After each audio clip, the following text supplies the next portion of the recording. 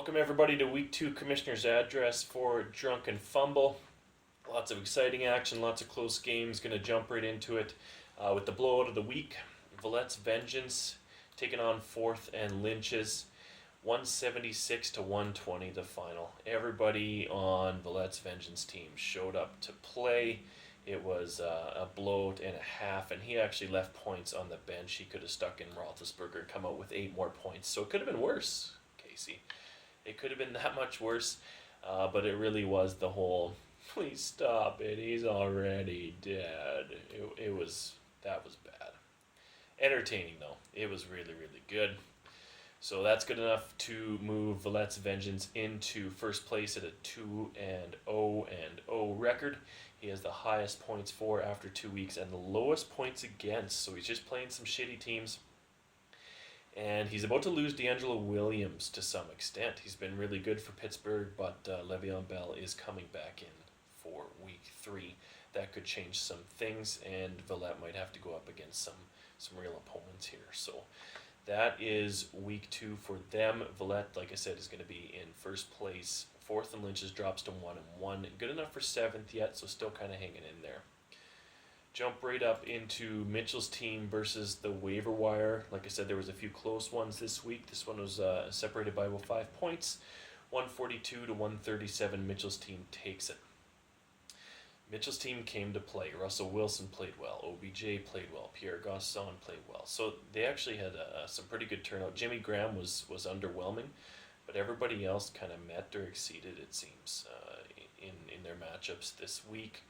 The waiver wire had a couple of shining lights, Dante Moncrief and Emmanuel Sanders. Other than that, not a whole bunch going on. Kind of a shitty win, or a shitty loss, I should say.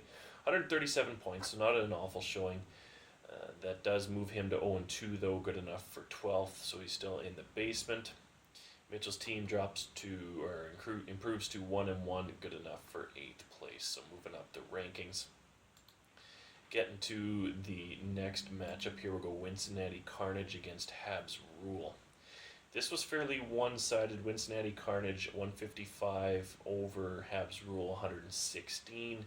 Cam Newton, big night. Antonio Brown, he is just a beast this year. I don't know if you guys have watched any games with him, but he's catching everything, it seems. So big night for Cincinnati Carnage, 155 points, good enough to move him up to 1-1 for 6th place.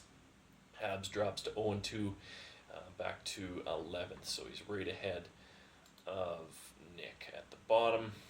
Next round, we're going into Bassett's Brawlers versus the Browns Bombers. Another close one, 131 to 123 for Bassett's Brawlers. Spencer's in 3rd place because he's 2-0, but he's just been playing shitty. He won this one, Phillip Rivers 15 points. Decent turnout from a few of his wide receivers. Kendall Wright, 3.7. Chris Ivory, 8. So he did win this one. Adam Vinatieri, 1 point. He's 0 for 2 this year for field goals. He has been terrible. Mind you, the whole Colts team has been terrible.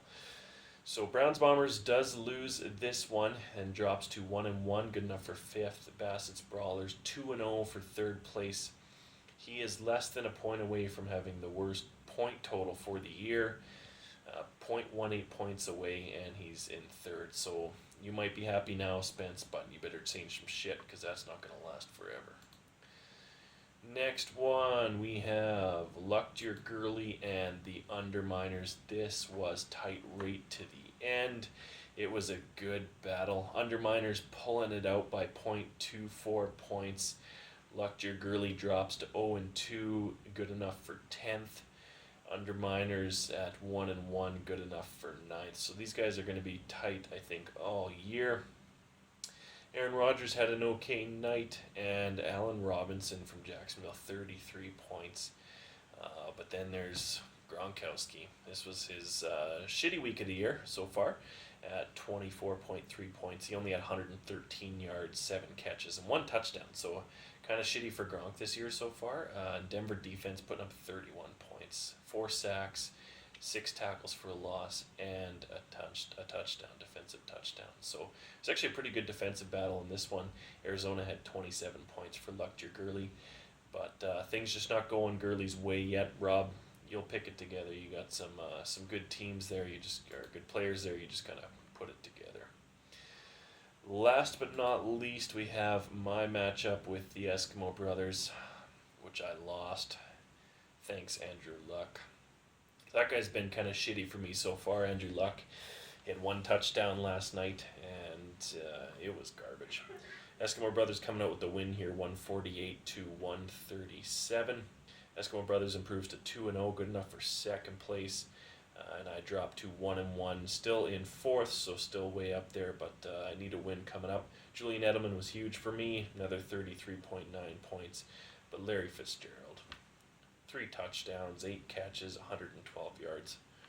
How do you compete with that? So, good showing by the Eskimo Brothers. Andrew Luck kind of dropped the ball for me right at the end. I had some good performances there all around, but they just couldn't pull it together. And then Jacksonville beat Miami. What the fuck? So, there's just some weird things going on. It seems like this year, Buffalo Bills might be for real if they can get LaShawn McCoy going. DeMarco Murray has 11 rush yards in 2 games, so I don't know who has Murray, but that sucks.